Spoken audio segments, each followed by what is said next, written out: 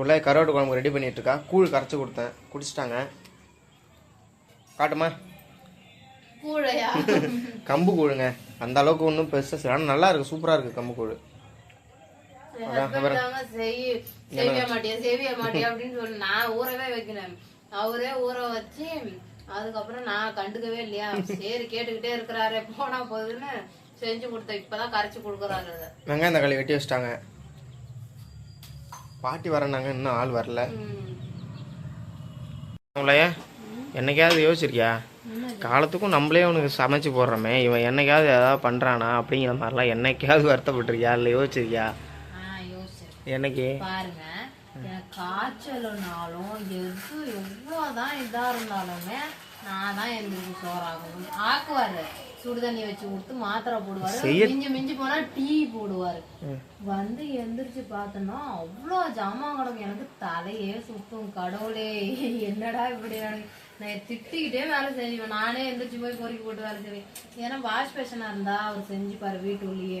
ஜாமான் வெளியில போய் பொறுக்கிட்டு போய் அது அவருக்கு செட் ஆகாது. நானே யோசிச்சு மாதிரிதான், இந்த அளவுக்கு எல்லாம் பண்ணதான் முடியாது யாராலுமே. வீட்டுள்ளேயே இருந்தா எல்லாரும் பண்ணுவாங்க அப்படின்னு யோசிச்சிருக்கேன். அதிக டைம் யோசிச்சிருக்கேன். ஆனா அது வருத்தமா நினைக்கல, ஏன்னா சூழ்நிலை அப்படின்னு நான் நினைச்சுப்பேன். பார்த்தா என்ன தெரியுமா, சில பேர் சொல்லுவாங்க, ஆல்ரெடி சொல்றாங்கன்னா என்ன பொண்டாட்டிக்கு வேலை செஞ்சு கொடுக்குறோம் அது மாதிரி பேசுறாங்களா, அதெல்லாம் கண்டுக்கிறதுல யாரும் பேசணும். எல்லாருமே அப்படி பேசுவாங்க. அதெல்லாம் கண்டுக்கிட்டா நம்ம வாழ முடியுமா? இன்னும் பொம்பளை மாதிரி மீன் அரிஞ்சு கொடுக்குறோம், அது அரிஞ்சு கொடுக்குறோம்.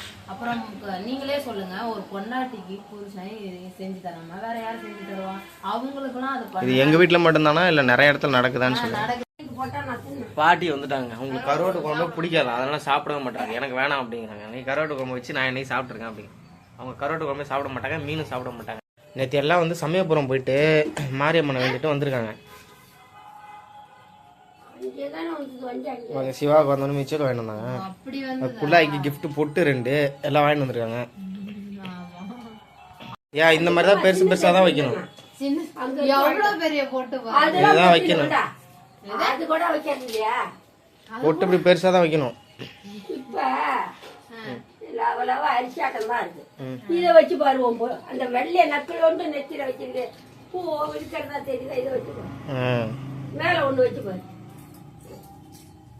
அது இது 15, அது 10 ரூபா. ஐயோ 10 ரூபா தான்.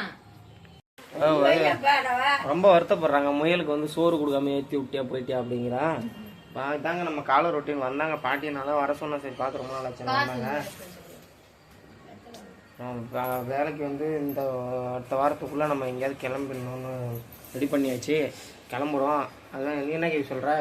போகக்கூடாது, வெளியூருக்கு போகக்கூடாதுங்கிறாங்க எங்களவங்க.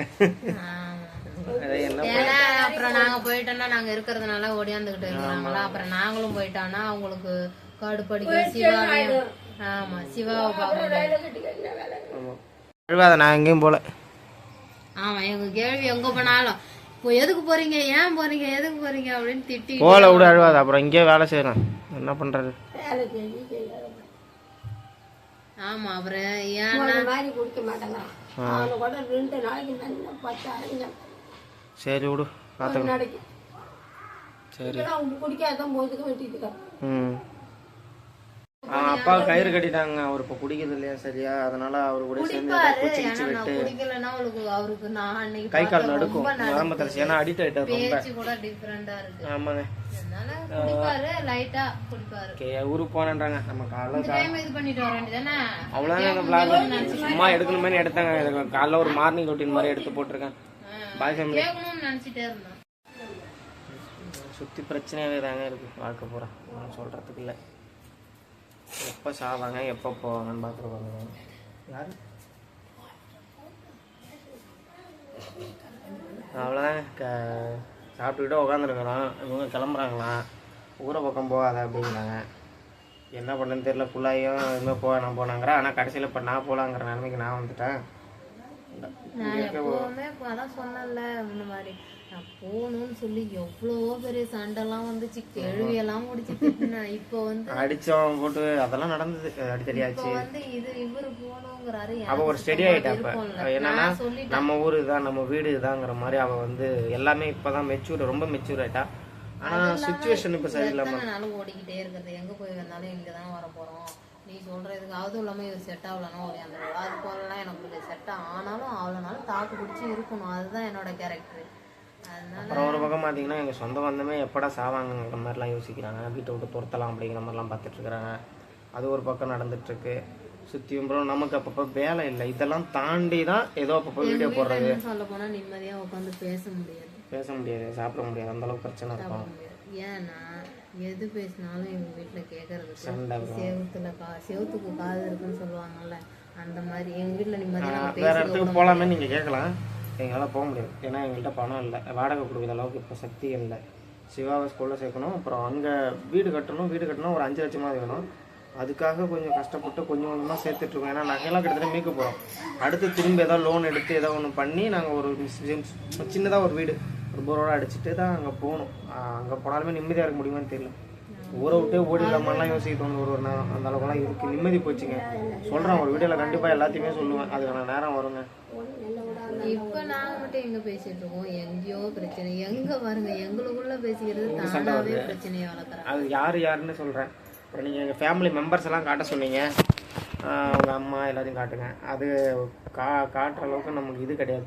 அதை காட்டுற அன்னைக்கு கலவரம் கிடக்கிற அன்னைக்கு தான் உங்கள்கிட்ட நான் அதெல்லாம் காட்ட முடியும். ஏன்னா நாங்கள் எல்லாமே பிரிஞ்சு 5 வருஷம் ஆகுது. பிரிஞ்சதோடு இல்லாமல் எங்களை அவங்க கொள்றாங்களாங்கிற மாதிரி இருக்குது, வீட்டு விட்டு போங்களாங்கிற மாதிரி தான் வாழ்க்கை போயிட்டு இருக்கிறோம். அதனால தான் நாங்கள் யாரை பற்றி எதுவுமே காட்டிக்கிறது இல்லை, உங்கள்கிட்ட சொல்கிறது கிடையாது. ஏன் நீங்கள் அடிக்கடி கேட்கறதுலாம் அந்த சாப்டர் மட்டும் பேசாதீங்கன்னு நான் சொல்கிறது இல்லை. எனக்கே சுத்தமாக சொல்ல வெறுக்கிறேன், அவரும் வெறுக்கிறாரு. ஏன்னா அவர் வார்த்தையால சொல்ல முடியாது, அந்த அளவுக்கு அவருக்கு தான் இருக்கிறாங்க. ஒதுங்கணுங்க, எனக்கு பிடிக்கல, ஒதுங்கி போயிடலாங்கிறதா என்னோட ஆசை. கடவுளாக பார்த்து என்னன்னா எங்கள் கேள்வி நாங்கள் எத்தனையோ நாள் ஊருக்கு போயிட்டோமா, சொல்லாமலே போயிடுவோம். எங்கள் வீட்டை வந்து பார்த்துட்டு தட்டி பார்ப்போம், கதவை பூட்டியே இருந்தாலுமே அப்படியே ஏமாந்து போவாங்க. ரெண்டாவது நீங்கள் நிறைய பேர் கேட்குறீங்க, எங்கேயாவது வெளில வேலைக்கு போட்டு தானே இவ்வளோ கஷ்டம் இருக்குன்னா, அதுக்கும் சுச்சுவேஷன் சரியில்லை. இவ்வளோ தனியாக விட்டு என்னால் அங்கே வேலைக்கு போக முடியாது. அதுதாங்க சொல்றதுக்கு இல்லை. அதுக்குள்ள இவன் சிவா ஒரு சேட்டை பண்ணிட்டான், அவன் முயலை பிடிச்சி போட்டு வயிற்ற அழுத்திக்கிட்டே இருக்கான். அப்புறம் நாங்க இப்ப பொங்கலுக்கு வேற போயிருந்தோமா, அப்ப பொங்கலுக்கு போயிருந்தோடனே கேள்விக்கிட்ட சொன்னா போவேணான்னு சொல்லணும். கரெக்டா நாங்க கிளம்பி சொல்லாமலே பாதி தூரம் வெளில கதை பூட்டிட்டு போயிட்டோம். அப்பதான் சிவாவுக்கு காலங்காத்தாலே போயிருச்சாட்டுக்கு. ஏன்னா பொங்க டைமுக்கு அதுக்கும் நேரமா கடை திறந்துட்டாங்க. 6 மணிக்கெல்லாம் துணி எடுத்துட்டு வந்துச்சா. அப்புறமே கதவு திறந்து கொஞ்ச நேரம் உட்காந்து பேசிட்டு அப்புறம் சிவாவுக்கு ட்ரெஸ் எடுத்துட்டு வந்து கொடுத்தாங்களா, உட்காந்துருந்தோம். அப்புறமே அவங்க ஊருக்கு போன உடனே கேள்வி என்ன கேட்டாங்கன்னா, நீங்களாம் என்ன அனாதையா விட்டுட்டு போயிட்டீங்க. எனக்கு உண்மையாவே அந்த வார்த்தை என் வீட்டுக்காரர் சொன்ன உடனே ரொம்ப கஷ்டமாயிருச்சு எனக்கு. வரலன்னு பார்த்தாலும் வர முடியல, சுச்சுவேஷன் சரியில்லை. அங்க போய் அங்கெல்லாம் ஆயிடுச்சு. அப்புறம் அவங்க போக முடியாது. சரி அப்ப முடி பண்ணிட்டேன், இனிமே நாளுங்க நம்ம ஒன்னா இருக்கீங்க அப்படின்னு கேட்டுச்சா கேள்வி. ஐயோ என்னடா இது இப்படி சொல்லுதுன்னு எனக்கு உண்மையா ரொம்ப வருத்தமாயிருச்சு. அப்புறமே அதான் இது எங்க குடும்பத்துலன்னு பாத்தீங்கன்னா நாங்க யாருமே வயசுக்குமே ஒத்துமையாக பார்த்தது இல்லைங்க. கோயிலுக்கு போறதுக்கு எந்த தப்பும் கிடையாது, நம்ம கோயிலுக்கு நம்புறாங்க. இந்த ரேஷன் கார்டை எடுத்து வச்சுட்டு தர மாட்டாங்க. வந்துருச்சா இல்ல என்னன்னு தெரியல, கேட்டா எடுத்துட்டு வரலங்கிறாங்க. நம்பர் மிஸ் பண்ணிட்டேன், என்ன பண்றது. வரும், நமக்கு கிடைச்சது நமக்கு கிடைக்காம இருக்குமா? அவங்களுக்கு வந்து எந்த ஒரு இதுவும் கிடையாது, சரி விட அக்கறையும் கிடையாது. நமக்கு வேணும்னா பாக்கலாங்களா, உடுக்குள்ள இந்த வீடியோ முடிச்சுக்கலாம். அவ்வளவுதாங்க. இதுதாங்க நான் காலையில இந்த வேலை தான் பார்த்தது. இதுதான் நம்ம வீட்டுல நடந்தது. பாய் ஃபேமிலி.